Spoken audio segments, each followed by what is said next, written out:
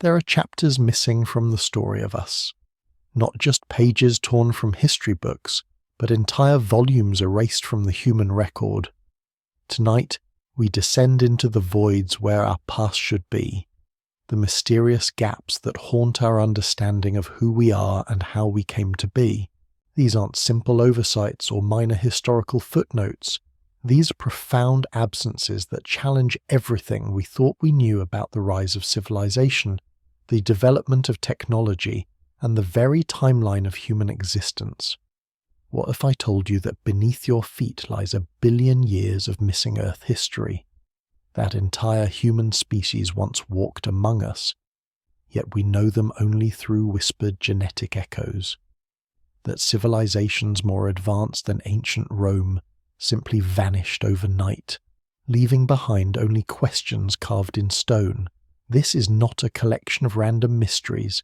This is evidence of a pattern, a recurring theme of loss that stretches across geological epochs and spans the globe.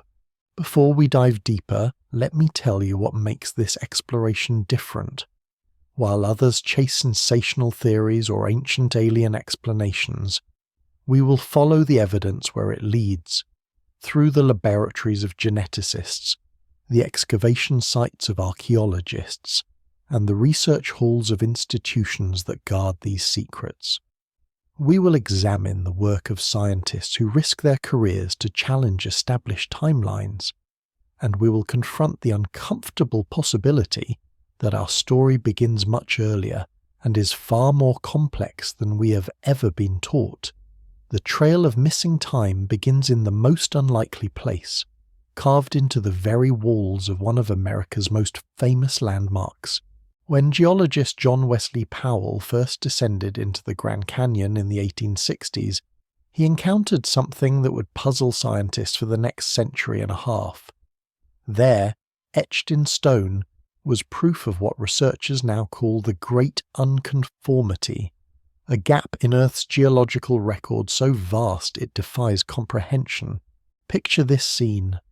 You're standing on the rim of the Grand Canyon, looking down at layers of rock that tell the story of our planet's history. Each layer represents millions of years of accumulated sediment, life, and geological activity. But as Powell discovered, there is a place where rock layers from about 1 billion years ago sit directly beneath rocks from no earlier than 510 million years ago. Nearly 500 million years of Earth's history is simply missing, as if someone took an eraser to the geological record. This is not a local phenomenon confined to the American Southwest. The Great Unconformity appears on every continent, suggesting a global catastrophe so profound it scoured away evidence of Earth's Middle Age. Recent research using advanced thermochronology has revealed that the lower rock layers had been thrust upward to the surface around 700 million years ago, where they would have been subjected to erosion on an unimaginable scale. But here is where the mystery deepens. The newest scientific theories suggest this gap might not be one massive erasure, but rather countless smaller gaps that we have confused together, thinking them to be a single event. Geologists using cutting-edge techniques are now able to peer into the thermal history of rocks, potentially solving this 150-year-old puzzle. Their findings point toward worldwide geologic chaos caused by the formation and breakup of an ancient supercontinent called Rodinia. What makes this geological enigma so unsettling is not just the missing rock layers, but what those layers would have contained. The missing chapters of Earth's earliest life forms, environmental conditions that shaped our planet's development, and possibly evidence of the very processes that made complex life possible. We're not just looking at absent stones. We're confronting the erasure of nearly 500 million years of evolutionary history. As we move from the gaps in geological time to the gaps in human time, the mystery becomes even more personal. The story we have been told about human evolution is one of steady progression, a clear line from primitive ancestors to modern humans. But that story is built on fragments, scattered fossils that represent only tiny glimpses of our past. The truth is far more complex and far more mysterious. Consider the famous fossil finds that have been credited as missing links in human evolution. Neanderthal man, Java man discovered by Eugene Dubois in 1891, the Tang child found by Raymond Dart in 1924. Each discovery was hailed as filling a crucial gap in our understanding. Yet experts now consider the very term missing link to be outdated. Evolution is not a straight chain, but a tree with countless branches, where humans and apes evolved separately from a common ancestor millions of years ago. The reality is that all fossils are missing links in a sense. Every new discovery adds a piece to the puzzle of our evolutionary past.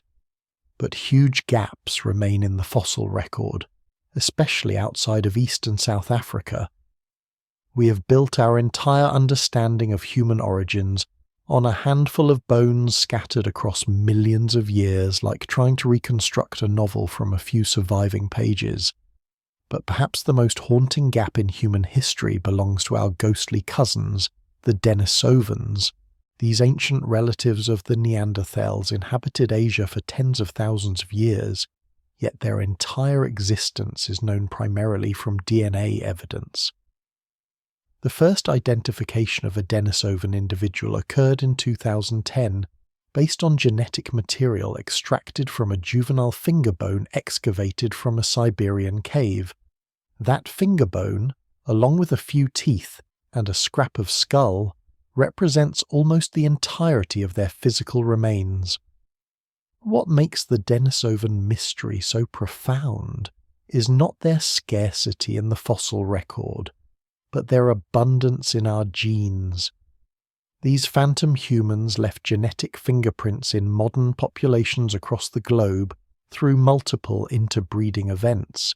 They helped shape traits like high-altitude survival in Tibetans, cold weather adaptation in Inuits, and enhanced immunity systems.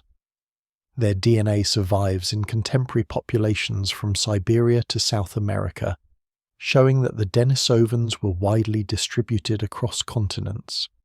Recent research suggests these ghost humans coexisted and mixed with modern humans in places like New Guinea until at least 30,000 years ago, but perhaps as recently as 15,000 years ago.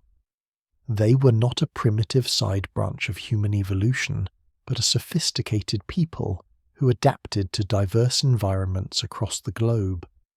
Yet we know them almost entirely through the genetic echoes they left in our blood. This pattern of absence and presence, of civilizations that leave traces in our DNA but vanish from the physical record, extends beyond individual species to entire cultures. History is littered with advanced civilizations that simply disappeared, leaving behind grand cities, complex technologies, and unanswered questions about their fate. The Olmecs were a civilization completely lost to time until their rediscovery in the mid-19th century. Historians were totally ignorant of their existence, yet when their ruins emerged from the Mexican jungle, it became clear they were not just another Mesoamerican culture. They were the foundation, the ones who laid the groundwork for the Maya and Aztecs, controlling vast territories in Central America between 1600 and 350 BCE, before their major settlements slowly became deserted during the 3rd century.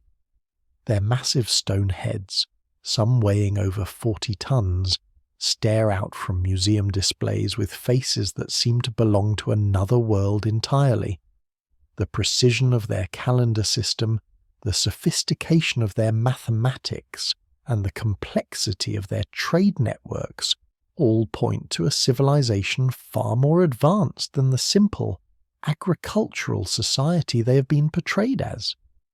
Yet their written records, if they existed, have vanished completely.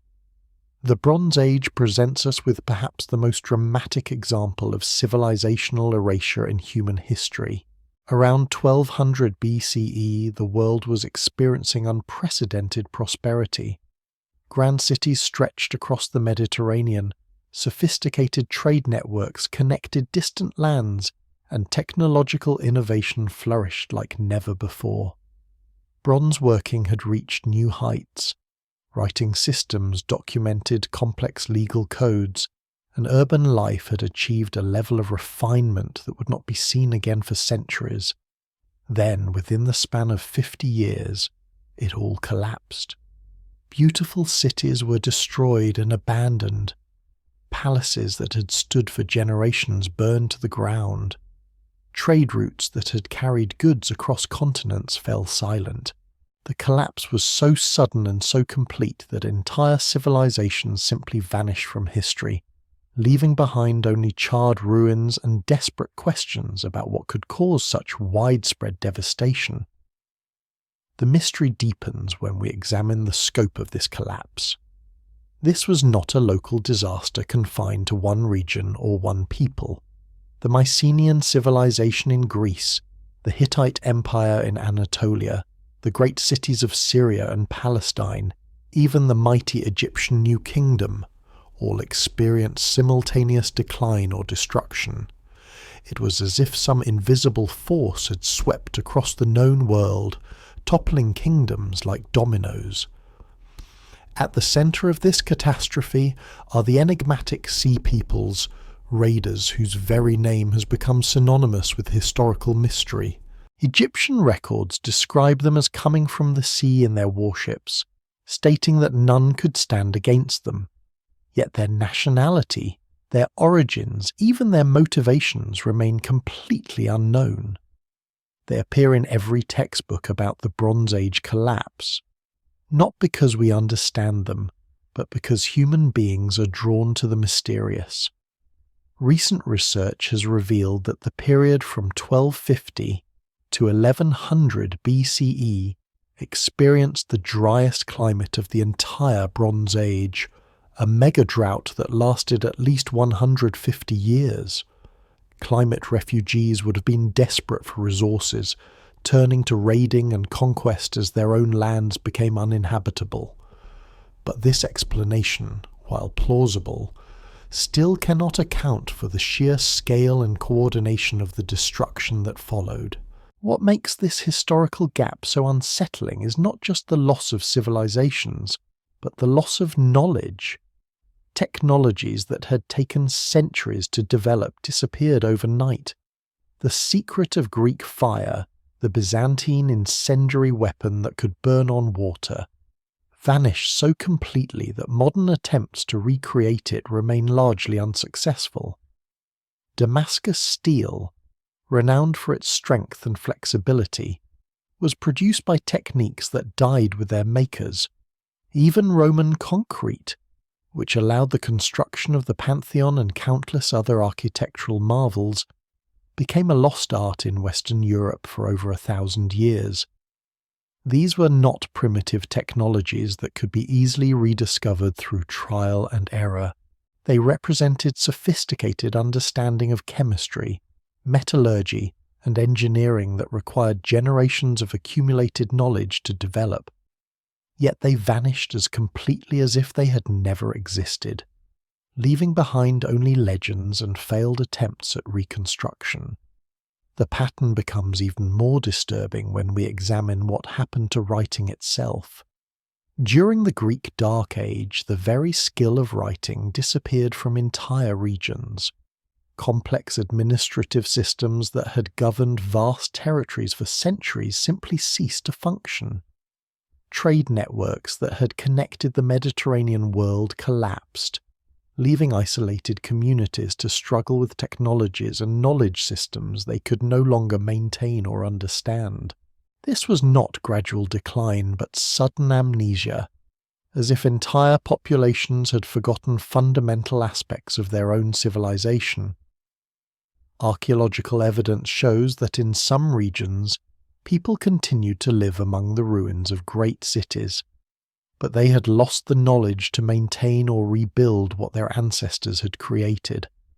They became squatters in their own heritage, surrounded by monuments to capabilities they could no longer comprehend.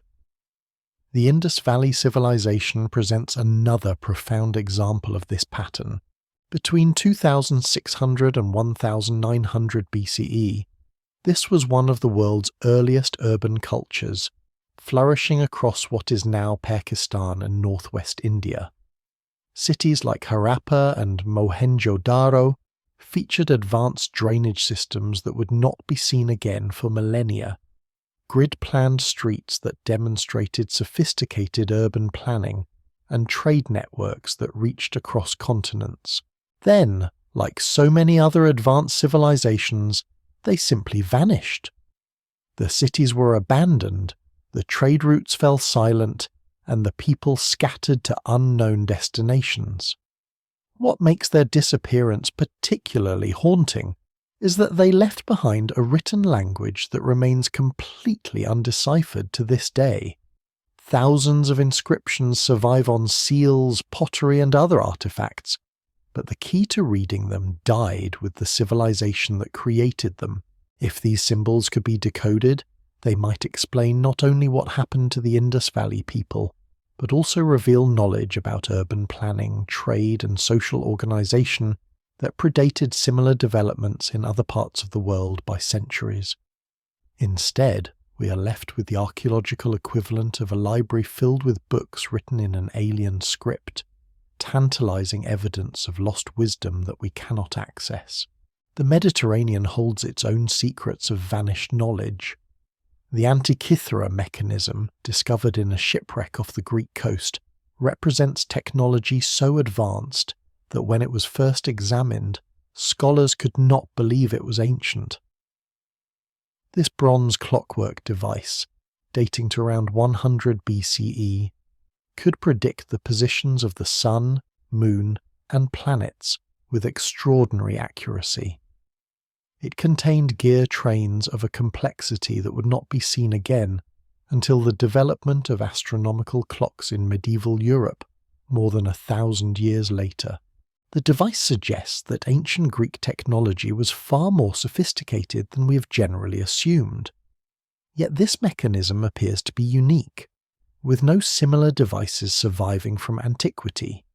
Either the knowledge to create such instruments was extremely rare, confined to a small group of master craftsmen, or other examples existed but have been lost to time, accident, or deliberate destruction. These gaps in our technological heritage force us to confront an uncomfortable possibility. Our development as a species may not have been the steady upward progression we imagine. Instead, it may have been a series of peaks and valleys, with advanced civilizations rising to great heights before collapsing back into periods of comparative darkness, taking their knowledge with them into the void. The implications extend beyond mere historical curiosity. If advanced technologies and sophisticated understanding of the natural world have been developed and lost multiple times throughout human history, then our current scientific and technological achievements may be rediscoveries rather than first discoveries. We may be walking in the footsteps of ancestors whose capabilities we've only recently begun to match, unaware that we are retracing paths they carved millennia ago. This pattern of loss and rediscovery suggests that human knowledge is far more fragile than we like to believe. Civilizations that seem permanent, technologies that appear indispensable, and understanding that feels fundamental can all vanish with shocking speed when the right combination of factors align. The gaps in our history are not just absences in the archaeological record, they are warnings about the precarious nature of all human achievement. The silence extends beyond lost technologies and fallen empires into realms that challenge our fundamental understanding of human capability itself. Deep beneath the Earth's surface, carved from solid rock with precision that defies explanation, lies a network of underground cities that represent engineering feats we struggle to comprehend even today. Derinkuyu, hidden beneath the landscape of modern Turkey, descends 18 levels into the bedrock, a subterranean metropolis capable of sheltering 20,000 people for extended periods. The exact origins of this underground marvel remain shrouded in mystery. Some historians suspect it dates to the Bronze Age, possibly created by the Hittites, that warrior culture known for their mastery of chariots and metalworking, who were swept away during the Great Collapse between 1200 and 1150 BCE. The timing suggests these excavations may have served as primitive fallout shelters, carved in desperate preparation for what their builders perceived as an approaching apocalyptic event. What strikes modern engineers most forcefully about Derinkuyu is not just its scale, but its sophistication. The city features an intricate ventilation system that could supply fresh air to every level, a network of tunnels connecting it to other underground settlements across the region, and defensive mechanisms that could seal entire sections against invasion. The precision required to excavate such a complex while maintaining structural integrity speaks to mathematical and engineering knowledge that we associate with much later periods of human development. Yet this knowledge appears to have emerged from nowhere and vanished just as mysteriously. No surviving texts describe the techniques used to create these underground cities. No apprenticeship systems preserve the skills across generations. The builders left no signatures, no explanations, no instructions for those who might follow. They simply dug their refuge from the bedrock and disappeared into the shadows of history, leaving behind only questions carved in stone. This pattern of sudden appearance and unexplained disappearance haunts archaeological sites across the globe. On a remote island in the Pacific, the civilization of Rapa Nui created the Moai, those monolithic human figures that have become icons of lost worlds. Between 1250 and 1500 CE, this isolated society carved nearly 900 of these massive stone guardians, some weighing over 80 tons, and somehow transported them across the island to their final positions. The engineering challenge of moving these colossal sculptures without wheels, without large animals, and across terrain that offered no natural advantages has puzzled researchers for generations. Recent experiments have shown that the statues could have been walked upright using a sophisticated rocking technique. But this still requires coordinating dozens of workers with ropes and an understanding of physics that seems remarkable for an isolated island culture. Then, like so many other advanced societies, the Moai builders simply vanished. When European explorers arrived, they found only small scattered communities living among the abandoned statues, unable to explain how their ancestors had created such monuments or why the work had stopped. The island showed signs of environmental collapse, with evidence of deforestation and resource depletion. But this alone cannot account for the complete loss of the technical knowledge required for monumental construction. The Maya present perhaps the most perplexing example of this pattern of rise and abandonment.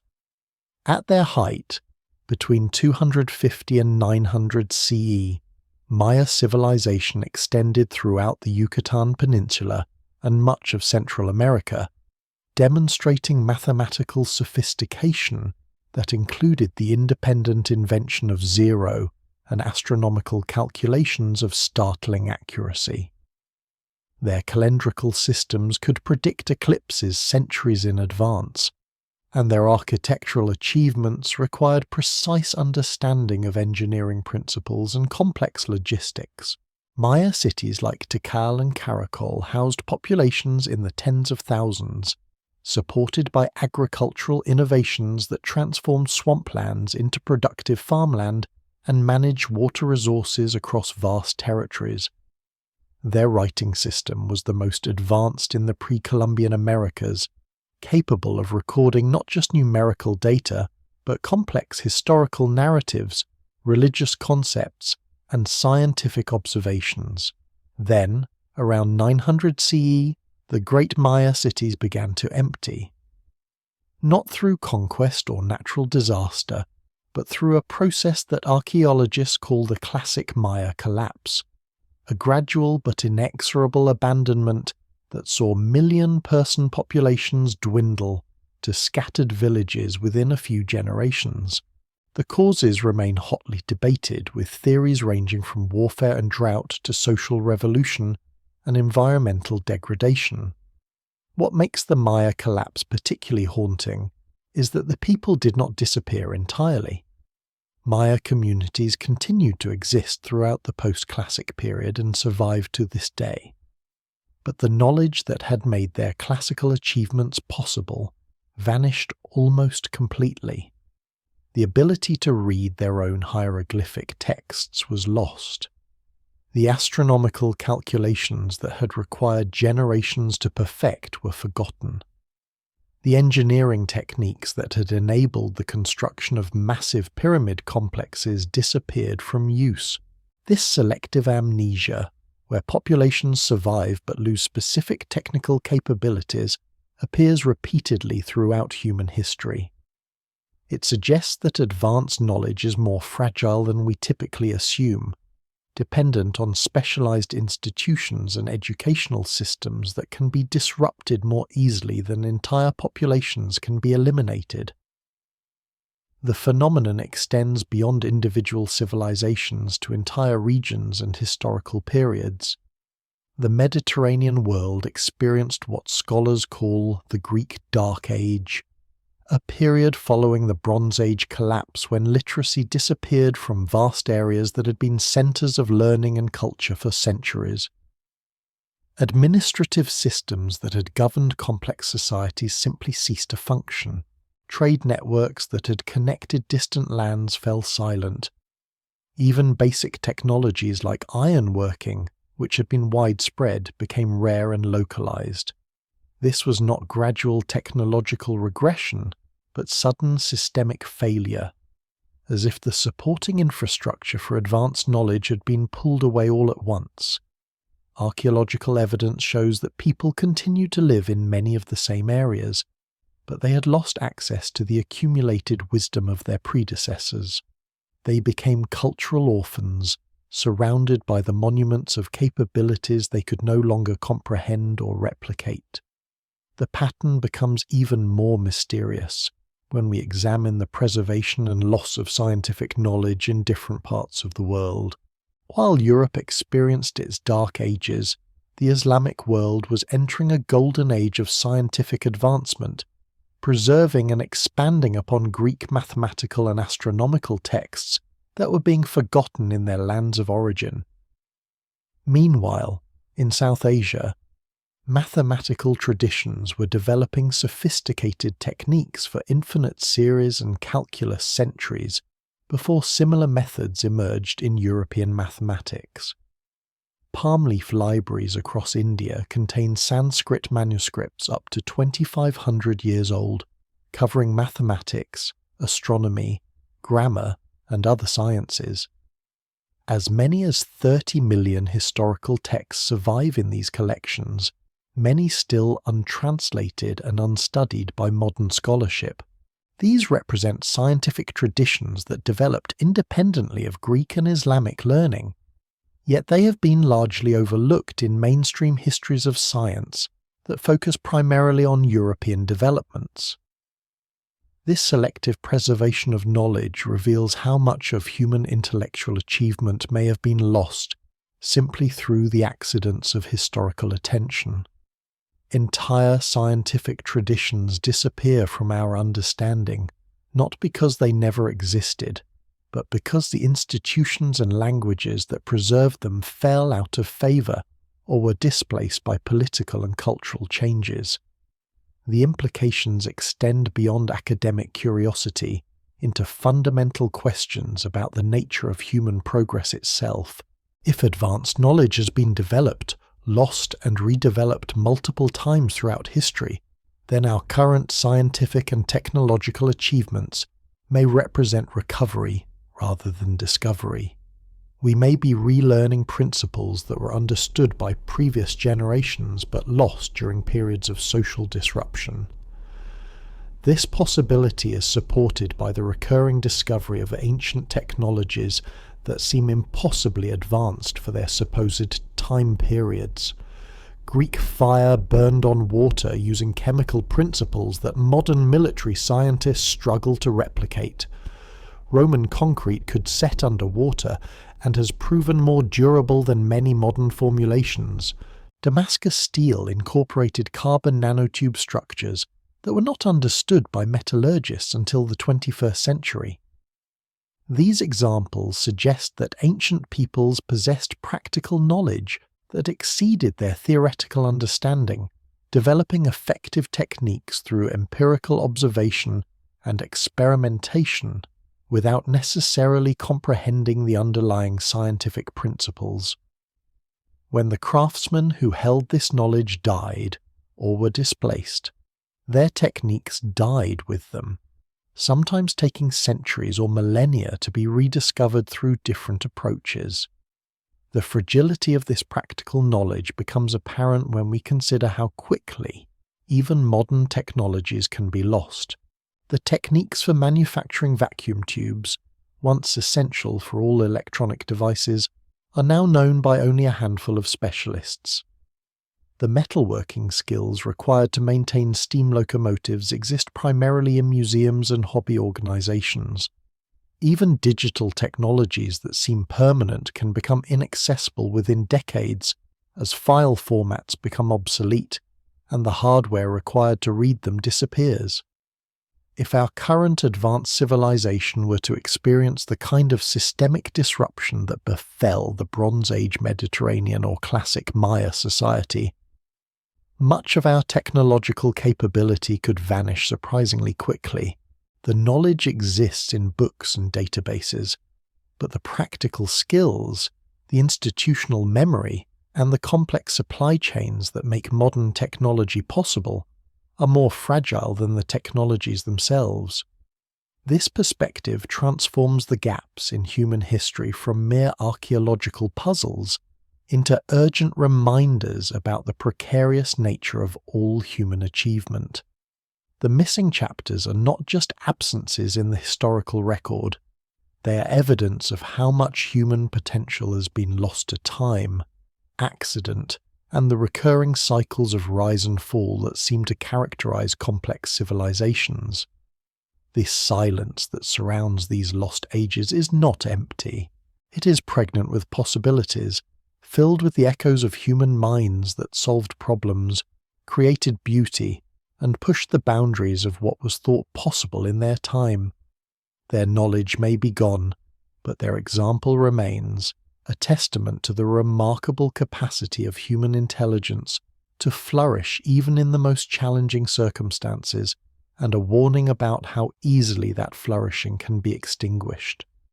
These patterns of loss and rediscovery suggest that human history is not the steady upward progression we often imagine, but something far more complex and cyclical. Knowledge rises and falls like tides, sometimes building upon previous achievements, sometimes starting fresh after periods of forgetting. Each gap in the record represents not just lost information, but lost potential, capabilities that might have changed the trajectory of human development if they had been preserved and built upon rather than forgotten. As we stand at our own technological pinnacle, surrounded by achievements that would seem miraculous to our ancestors, these ancient mysteries serve as both inspiration and warning. They remind us that human ingenuity has no fixed limits, that our predecessors achieved remarkable things with tools and knowledge we might consider primitive, but they also whisper a more sobering truth about the fragility of progress, and the ease with which even the most sophisticated civilizations can slip into darkness, taking their secrets with them into the silent gaps that punctuate the human story. The true scope of what we have lost becomes clear when we examine not just individual civilizations or technologies, but entire systems of knowledge that once connected the ancient world in ways we're only beginning to understand. Modern archaeology has revealed trade networks that spanned continents, cultural exchanges that crossed seemingly impossible distances, and scientific knowledge that travelled along routes we never suspected existed. Consider the botanical mysteries that challenge our understanding of ancient global connections. Plants native to the Americas appear in Old World contexts long before Columbus, while species indigenous to Africa and Asia show up in pre-Columbian American sites. The bottle gourd, originally from Africa, was being cultivated in the Americas over 10,000 years ago. Sweet potatoes, native to South America, were growing in Polynesia by at least 1000 CE. These are not cases of parallel evolution or natural dispersal. They represent human intervention, planned cultivation, and deliberate transport across vast oceanic distances. The implications are staggering. If ancient peoples were capable of regular transoceanic contact, then our entire understanding of early civilizations as isolated, independent developments must be reconsidered.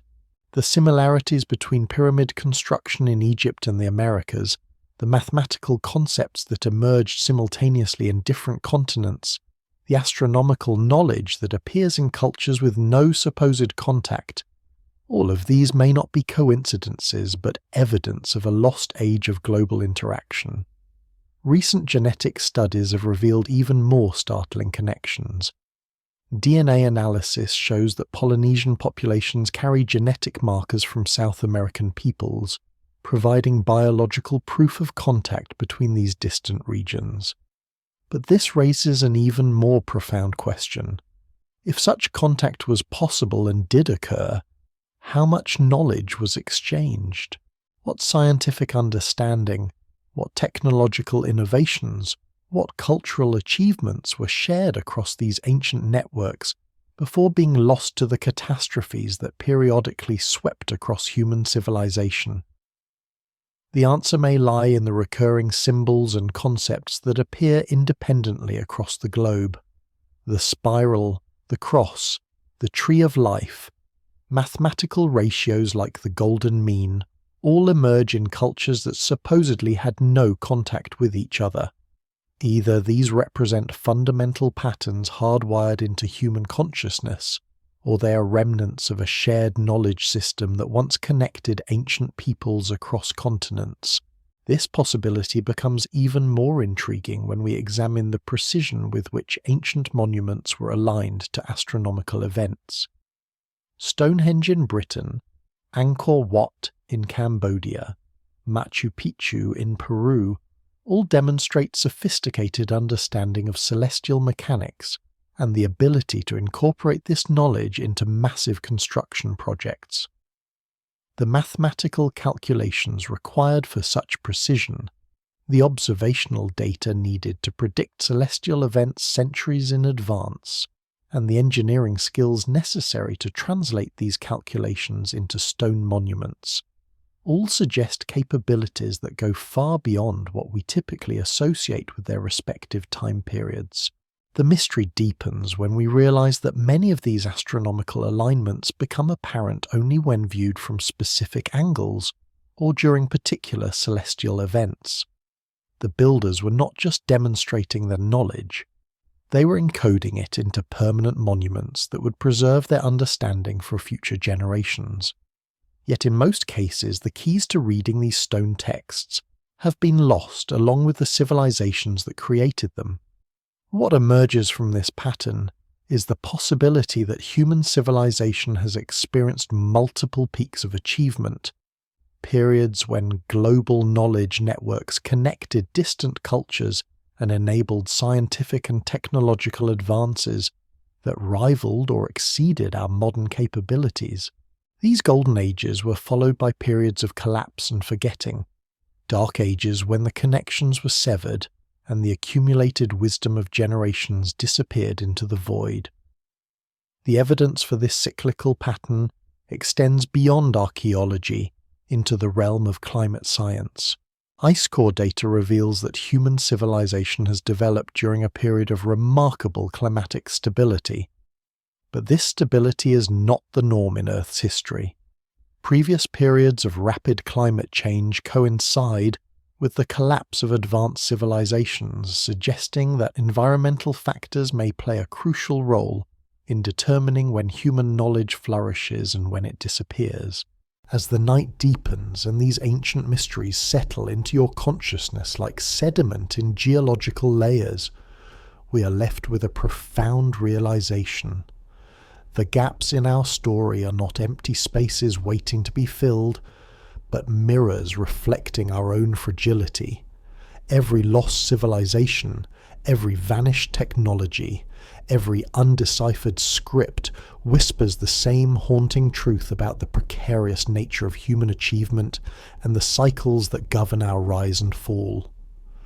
Tonight, as you drift towards sleep, let these silent testimonies remind you that we are not the culmination of history, but merely the latest chapter in a story far older and more mysterious than we dare imagine. The lost ages are calling, and perhaps in our dreams we might finally hear their voices echoing across the vast Canis. Once of time. To really understand what these lost ages are trying to tell us, we have to perform one more act of imagination. We have spent the night looking backward, standing at the edges of other people's ruins, tracing the outlines of civilizations that rose, flourished, and disappeared. But the most unsettling way to see the pattern is to turn it around and look forward, not at some distant apocalyptic science fiction scenario, just at us. Imagine for a moment that you're no longer lying in your bed tonight, but standing far in the future, in a world where our present age is already over. The details of how it ended don't matter. It could be a slow, grinding decline driven by climate and resource pressure. It could be a sudden shock from pandemic, war, or a string of natural disasters. It could be nothing more dramatic than centuries of gradual forgetting as populations move, languages change, and priorities shift. What matters is that you are an archaeologist of that distant age, and the world you are excavating is ours. You stand in the shadow of what used to be a city, not a picturesque ruin like the Parthenon or the pyramids, but the broken skeleton of a modern skyline. Steel towers, their glass long gone, rise like rusted trees from a forest of rubble. Streets have disappeared under layers of soil and sediment. Rivers have shifted course. Forest roots penetrate office blocks. In some places the sea has advanced, swallowing entire coastal districts. You and your team have spent months clearing a single building. Its lower floors are flooded, its upper floors half collapsed. Inside, you find traces of a life that once pulsed with electricity and information. Plastic fragments, twisted metal, a few ceramic mugs that somehow survived the fall. But the computers, the hard drives, the servers that once held oceans of knowledge are nothing more than lumps of corroded material. The information that defined our world has evaporated. On a good day, you find a few printed books sealed in a dry corner, their pages warped but still legible. Perhaps a technical manual, a novel, a stack of magazines. On a very good day you find a library that somehow escaped fire and flood. Most of the time you find only hints, wiring diagrams etched on plastic, warning labels in a language that has shifted so much it is hard to read. Even in this hypothetical future, even with the advantages of their own technologies, archaeologists would face the same problem we have tonight. They would be trying to reconstruct an entire civilization from fragments. They might know that we had flight, from the skeletons of airplanes buried under silt. They might guess that we harnessed electricity, from the patterns of our infrastructure. They might suspect we had global communication networks, from the density of cables and satellite debris in orbit. But the texture of our lives, the ideas that drove us, the inner workings of our societies, those would be far harder to recover. Think of how much of your day passes through devices that leave almost no physical trace. Messages that exist only as pulses of light between servers. Images that live in cloud storage that vanishes when the power grid fails. Entire careers conducted through interfaces that could disappear without leaving a single inscription on stone or metal. From the vantage point of that future archaeologist, our age might look like a puzzle with most of its pieces missing. They might invent names for us: the plastic age, the oil burners, the screen people. They might recognize that we were advanced, that we reshaped the planet on a scale unmatched by any previous species. But how much detail could they truly recover if the chain of transmission broke for a few centuries or 1,000 years? We look at the gaps in other civilizations and assume that they represent extreme events, singular catastrophes, unique failures. The reality is simpler and more unsettling. Gaps are normal. Continuous records, unbroken chains of memory, are the exception. The further we step back from our own timeline, the more we see that forgetting is built into the way complex systems behave. Knowledge doesn't just depend on clever individuals, it depends on fragile networks of institutions, tools, traditions, and habits that keep that knowledge alive. Break the network, and the knowledge begins to fade. You can see this even within a single lifetime. Think about technologies that were common 60 or 70 years ago, now almost gone. Think about skills your grandparents possessed that you never needed to learn because the world changed around you. Scaling that process up over centuries, crossing wars, migrations, and environmental shifts, it is no wonder entire technologies vanish without leaving clear explanations behind. In that sense, the great unconformity, the Denisovan ghosts, the vanished scripts and lost machines are not strange anomalies. They are what happens when time does what time always does. And this leads to a deeper question that may keep turning gently in your mind as you drift towards sleep. If forgetting is so normal, how has anything survived at all? Why do we know as much as we do about Rome, about Egypt, about the Maya, about the Indus?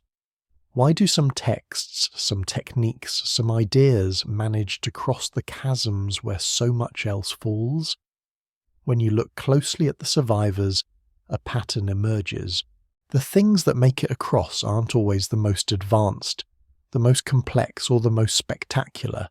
They are the things that are copied often, encoded in many forms, woven into daily life, and anchored in stories. Take something as simple as the way we count. Across cultures, across millennia, humans keep reinventing similar number systems. Base 10, base 60, place value notation 0. These ideas are so useful that once discovered, they tend to spread and embed themselves deeply in trade, administration, and everyday calculation. Even when specific empires fall, the underlying concepts slip quietly into the next culture and the next. By contrast, consider an advanced metalworking technique known only to a handful of specialists in a single city. If that city falls, if that workshop burns, if the line of apprentices is broken, the technique can disappear overnight. The knowledge most likely to survive is the knowledge most widely shared. Ancient cultures seem to have understood this intuitively, which is why they used redundancy to protect what they valued most. The Egyptians carved sacred texts on temple walls and tombs, copied them on papyrus, encoded them in ritual sequences that priests recited aloud. Indian mathematicians wrote treatises in verse form, so they could be memorized and recited even if the manuscripts were lost. Indigenous cultures around the world embedded astronomical and ecological knowledge in myths, songs and initiation stories. The more places an idea lives, the harder it is to kill. Our own civilization, for all its computational power, is oddly vulnerable in this regard. Much of what we know lives in a single medium, digital code, locked behind proprietary formats and dependent on complex infrastructures. We have more information than any previous era, but it is stacked in towers of glass that can become unreadable within a few decades. Some people have realized this and begun building new kinds of arks. Deep in the Arctic, vaults preserve seeds from around the world, insurance against agricultural collapse. Other projects etch human languages and scientific summaries onto nickel plates, designed to last for thousands of years. There are plans to store human knowledge on the moon in orbit, even embedded in strands of synthetic DNA. These efforts feel modern and futuristic, but at their core they are no different from the clay tablets of Sumer, the stone monuments aligned to solstices, the underground cities carved as refuges, their attempts to push meaning through time, to send a message to people we will never meet, to reduce the size of the gap that will follow us. When you think of history in this way, the timeline stops looking like a steady slope and starts to resemble the fractured canyon we used on your thumbnail, a long pathway with points of brilliant light separated by darkness. At some of those bright points, ideas leap across the chasm. At others, they fall. It is tempting to imagine that we can break the pattern, that with enough foresight and technology, we can become the first civilization to carry everything forward without loss. But the more we learn about complex systems, the more humble we become. Entropy has a way of finding cracks. Plans fail, archives burn, and human attention, the most precious resource of all, drifts constantly to whatever feels urgent in the moment. Maybe the more realistic goal is not to eliminate forgetting, but to choose what we are willing to risk losing and what we will fight to preserve at any cost. For ancient peoples, those choices were often expressed through what they were willing to carve in stone. Stone is hard to work. It demands enormous effort. Whatever you see chiseled into rock, whether it is law code, a king's victories, a list of star positions, or a simple symbol, represents something someone thought was worth that effort. In our age, the equivalent might not be stone, but time. What do we spend time teaching our children to remember? We teach them practical skills, of course, and basic facts about the world. But we also pass on stories. Who we are, where we come from, what matters. These stories form the backbone of identity, and identity in turn determines what we are willing to protect. When a civilization no longer believes that its past matters, the link to that past weakens. Monuments crumble faster. Libraries turn to dust a little more quietly. The people living among the ruins stop seeing them as messages and start seeing them as background scenery. In that sense, the most important defense against future gaps may not be technology at all. It may be curiosity. Curiosity is what made a monk in a half-ruined monastery keep copying Greek texts he did not fully understand. Curiosity is what led Arab scholars to preserve and comment on works that had become obscure in their lands of origin. Curiosity is what drives modern researchers to crawl through caves, sift through desert sands, and develop new methods to read charred scrolls and eroded inscriptions. Every time a human being chooses to treat an old object, a faded text, a strange ruin as important, the chain of memory thickens by one more strand. And every time we walk past such things without seeing them, the strand thins. You can see this even in your own life. There are objects you keep not because they are useful, but because they are anchors, photos, letters, a particular book, a trinket from a trip. Without them, entire chapters of your personal story would be harder to recall. They hold more than their physical form suggests. Human history is made of the same kind of anchors, scattered across continents and epochs. Some are massive structures visible from orbit. Some are fragile shells of clay with a few lines of script. Some are small artifacts, a tool, a bead, a carved bone, whose meaning we can only guess at. When we talk about lost ages, it is easy to imagine them as something separate from us, sealed off behind the glass of museum cases or the jargon of academic papers. But they are not separate. They are simply older layers of the same story we're still writing. You are part of that story right now, lying there listening. Your day left traces, digital messages, footprints, molecules of carbon briefed into the air. Most of those traces will vanish quickly. A few might linger longer than you expect. Perhaps a photo survives on a hard drive that outlives you. Perhaps your name appears in a record that is digitized and stored. Perhaps someone keeps something that once belonged to you and passes it down without fully knowing why. Those are your tiny anchors in the future. They may never matter to anyone but the people closest to you, and that is more than enough. But it is humbling to realize that from a certain distance, our grandest projects and our smallest personal tokens sit side by side in the same sediment of time. The missing chapters we explored tonight are a reminder that almost everything we do will eventually be swallowed by that sediment. Yet that realization is not as bleak as it sounds. If the pattern of history is not a simple climb, but a series of rises and falls, then each rise, each flowering of a knowledge, art and understanding is precious in its own right, not just as a step towards some final destination. The Maya were not failures because their cities emptied. The Indus Valley people were not failures because we cannot read their script. The builders of Derinkuyu were not failures because their names are forgotten. They were expressions of human potential at particular moments in time. We are another. Our responsibility is not to guarantee that everything we know will live forever. That is beyond us.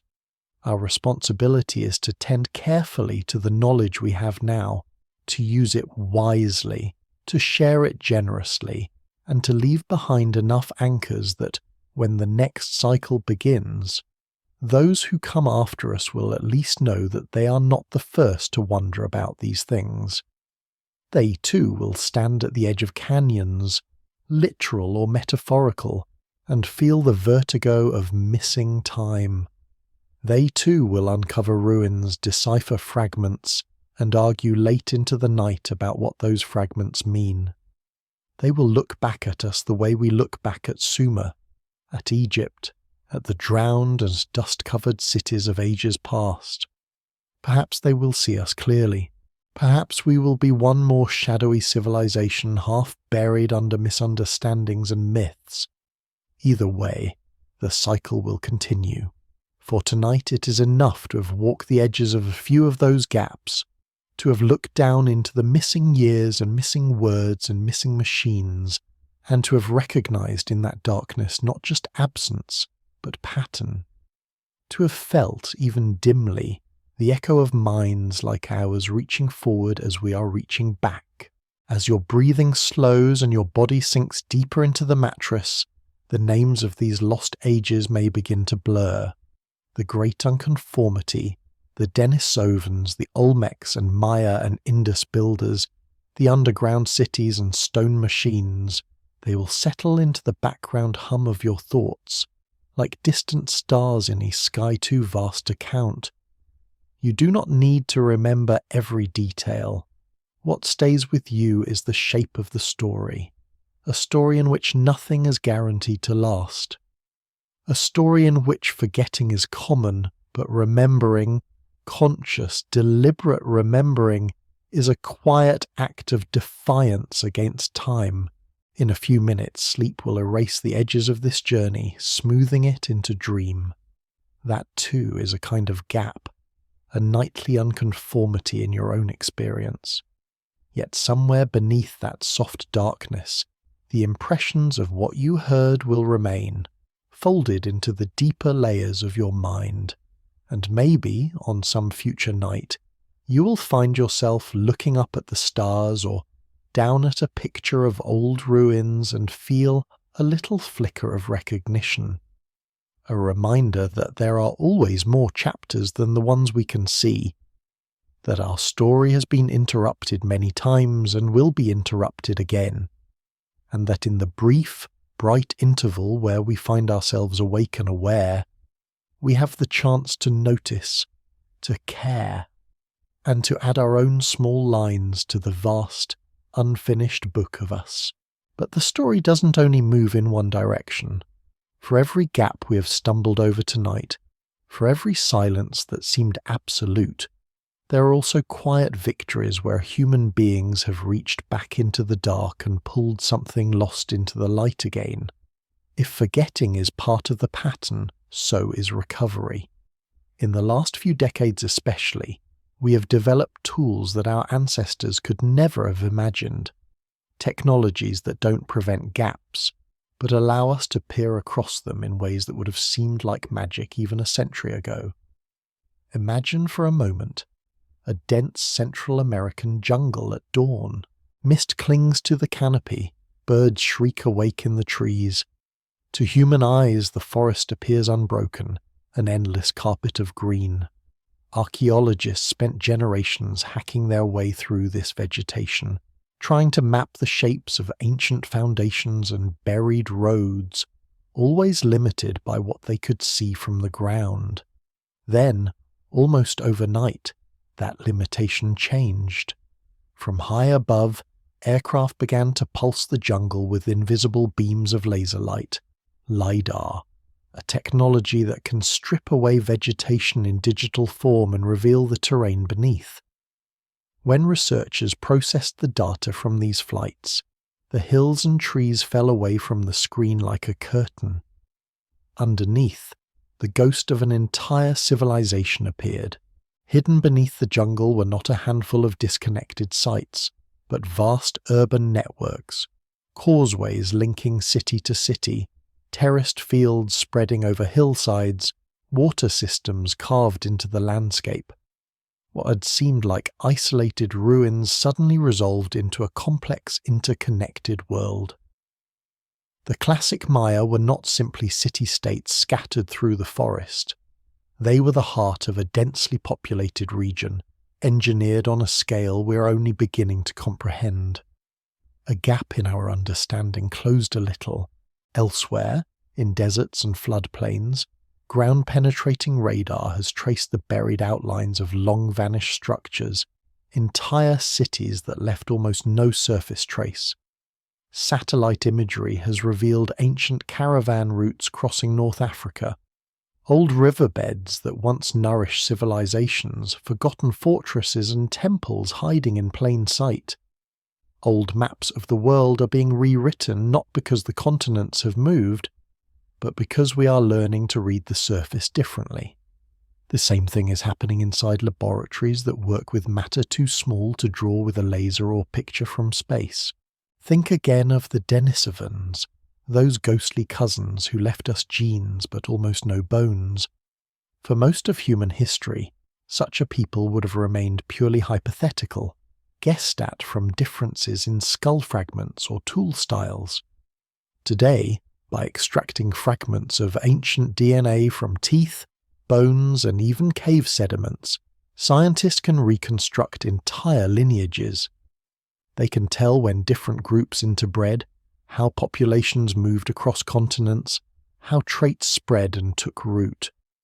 Our ancestors built monuments to send messages forward through time.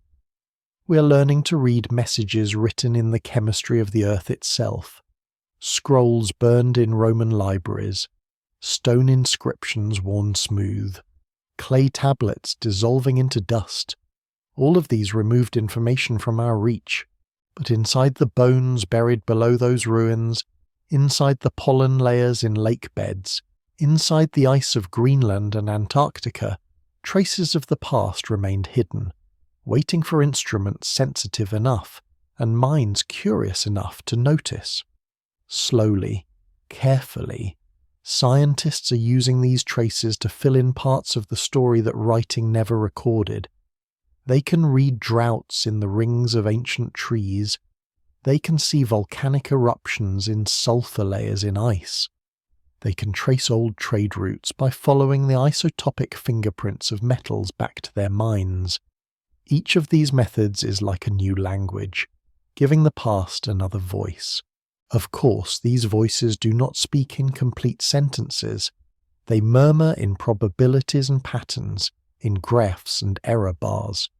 They do not restore a lost age in perfect detail, but they show us that gaps are not absolute. Silence is rarely total. Even when texts and cities are gone, the world itself keeps a kind of memory. If this is true of physical landscapes, it is also true of the inner landscape of culture. Consider language. Thousands of languages have been spoken by humans. Many live vibrant lives today. Many more have gone completely silent, their last speakers long dead, their sounds no longer heard on the wind. And yet, in the structures of surviving languages, in the shared roots of familiar words, echoes remain. Linguists study these echoes with a patience that mirrors the slow work of archaeologists. By comparing vocabularies across distant tongues, by tracking systematic sound shifts, they can reconstruct words from languages that have not been spoken for millennia. They can tell what people once called their mothers, their fathers, the sky, the sea. They can guess which animals those people knew, what technologies they used, what parts of the world they moved through. In some cases, they can see evidence of now lost contacts, shared words for crops, or tools hinting at cultural exchanges that left no written record. Language preserves relationships even when everything else has vanished. If you say mother, or water, or night in your own language, you may be using a sound that has been travelling forward through time for 5,000 or 10,000 years, passing through countless mouths, surviving wars, migrations and changing scripts. You are in a small way participating in one of the longest chains of memory our species has ever woven. Then there is music. No ancient song has reached us exactly as it was first sung, but fragments have survived in notation, in instruments, in descriptions. More importantly, the very structures that feel satisfying to the human ear, the scales, the intervals, the rhythms, appear again and again across cultures ages apart. We may never hear the full music of the Indus Valley streets, or the exact melodies that once echoed in the halls of the Bronze Age palaces. But when your favourite song sends a shiver down your spine, you're experiencing a reaction built into nervous systems tuned by millions of years of evolution and tens of thousands of years of shared experimentation. The specific songs is new, the capacity to be moved by them is ancient. In this way, even some of our deepest gaps are threaded with continuity. It is easy to stand in front of a ruined temple and think, they are gone, we are different. It is harder and stranger to realize that part of what they were has flowed through an unbroken river of bodies and minds to become what you are now. You have bones shaped by the same forces that shaped theirs. You carry immune system tricks learned through countless generations of trial and error. In your genome, in your brain's architecture, in the cultural habits you barely notice, you are an archive. A moving archive. A walking collection of tiny survivals from every age that came before. Seen in this light, the lost ages become a little less remote. Their gaps narrow, not because we can rebuild every missing page, but because we realize that some of their pages were never entirely lost. They were written in places we didn't think to look. It also means that what we create now, our art, our ideas, our ways of living, may influence people far beyond the reach of any archive or database. Even if all our devices fail tomorrow, the ways of thinking we've normalized, the kinds of relationships we have considered possible, the stories we have told about ourselves would still shape the children who grow up in their shadow. You sometimes hear people say that history repeats itself. Strictly speaking, that isn't true. The same events do not recur in identical form, but patterns repeat, pressures repeat, temptations repeat, and responses too repeat, some wise, some disastrous. When we lose records of how our predecessors responded to similar challenges, we increase the chance that we will make the same mistakes without realizing it. When we recover those records, even partially, we give ourselves more options. We cannot copy ancient solutions directly. Their circumstances were too different. But we can draw on a broader library of human experiments in living. How did societies cope with long droughts? How did trade networks adapt to sudden interruptions? How did communities rebuild after earthquakes, plagues, or the eruption of distant volcanoes that turned day into night? For many ages, the answers to these questions have been locked away in unread scripts, unexcavated cities, and unrecognized patterns in natural archives. Each new discovery doesn't just satisfy curiosity. It widens the range of stories we can tell ourselves about what is possible. A people who believes that things have always been the way they are now will feel trapped. A people who knows that things have been many different ways will feel more free. This, perhaps, is one of the quiet gifts of exploring lost ages.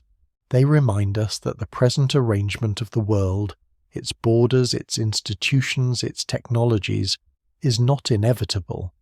People have lived well under very different conditions. People have also suffered terribly in circumstances that would look familiar. Knowing this keeps us from confusing habit with destiny. It also invites a gentler view of our ancestors. We often judge past civilizations harshly, measuring them against our standards of knowledge and justice. It is true that many of them perpetuated cruelties we now recognize more clearly: slavery, rigid hierarchies, exclusion based on birth or belief. But it is equally true that they developed forms of resilience, creativity, and community that we've not yet matched. Some of their knowledge is unknown to us not because it was primitive, but because it was subtle. How to read subtle changes in wind, clouds, and animal behavior to predict weather. How to keep soil fertile for centuries without chemical fertilizers. How to encode social duties in rituals that felt meaningful to ordinary people. These skills often belong to groups whose voices rarely made it into stone inscriptions or court records. Farmers, craft workers, healers, midwives, navigators. When those practices disappeared, the people themselves often remained, but the specific ways of doing and knowing faded, overshadowed by new systems that looked more impressive on paper. Tonight, we have looked mostly at grand gaps, continental unconformities, vanished empires, lost machines. But there is another kind of gap that matters just as much: the everyday gap. The distance between how it felt to live an ordinary life in those times and the tiny glimpses we have of that life now. What did a craftsman in Mohenjo-Daro worry about as he walked home through the gridded streets? What jokes did Maya scribes tell each other as they painted glyphs on pottery? What stories did a worker in Derinkuyu whisper to a child at night, far beneath the surface? We will never know in detail. And yet, in a quiet way, we do know something. We know that they loved, because we find graves where individuals were buried with care, with offerings, with signs of grief. We know that they hoped, because they built structures that took generations to complete. We know that they feared, because they fortified cities, told stories of catastrophe, carved warnings. We know that they dreamed because they filled their world with symbols, art, and complex cosmologies. In the end, the most important bridge across the gaps in history may not be data or artifacts at all. It may be empathy. When you stand in front of an ancient ruin or look at a photograph of one, you're looking at something that was once part of someone's ordinary, everyday life. A temple was not only a monument, it was a place where people met each other, argued, reconciled, made bargains, stood in line, waited, grew bored, felt awe. A city wall was not only a fortification, it was something people walked along at sunset, children climbed, lovers met under. When you allow yourself to feel that ordinary humanity across time, the lost ages stop being distant curiosities and become neighbours, separated by centuries, but sharing the same basic hopes and fears. And perhaps that is the deepest irony of all.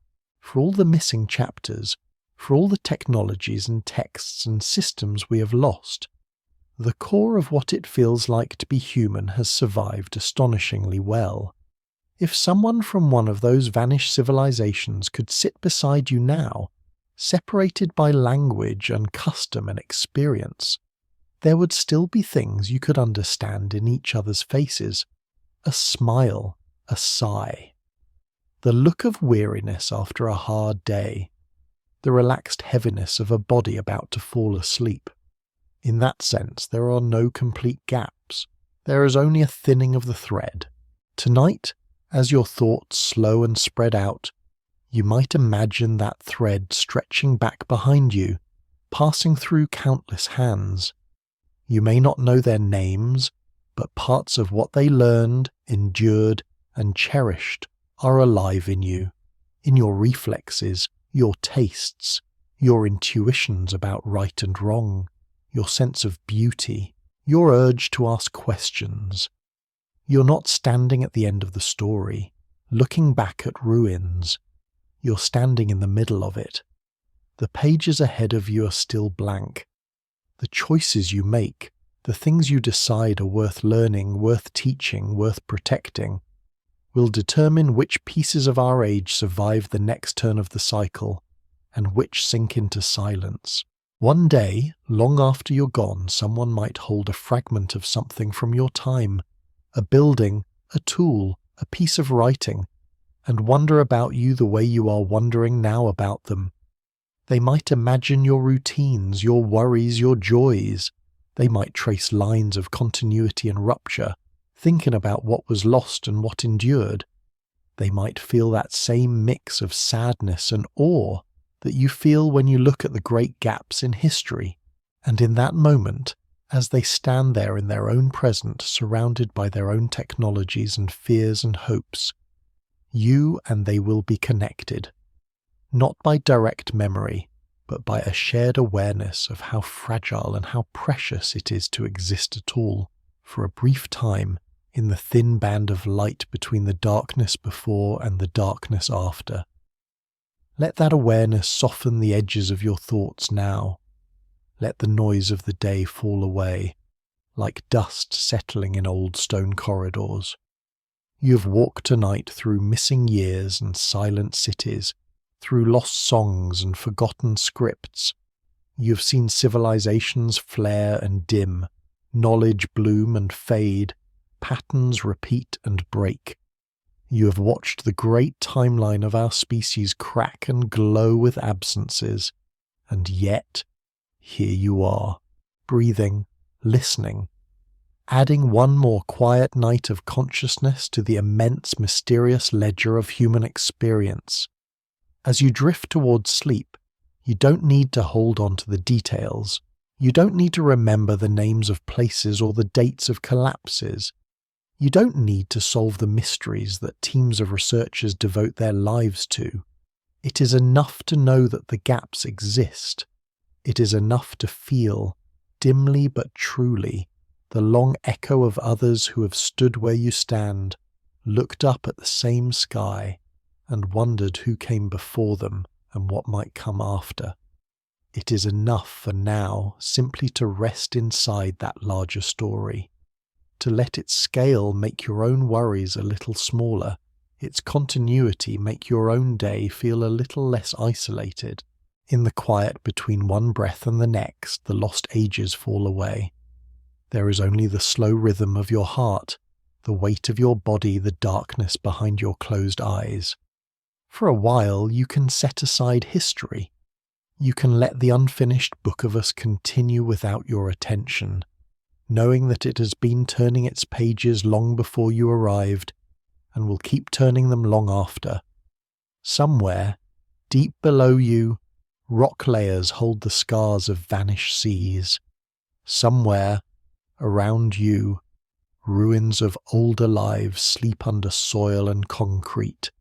Somewhere, far ahead, people you will never meet will trace the outlines of your time as carefully as you've traced theirs tonight. And here, in this small circle of light and warmth, you are allowed simply to be one more human presence in the long, broken, beautiful line. Let the thought stretch out, then fade. Let the gaps close gently for now, and let sleep, that oldest and kindest of forgettings, carry you for a while through its own dark, restorative sea.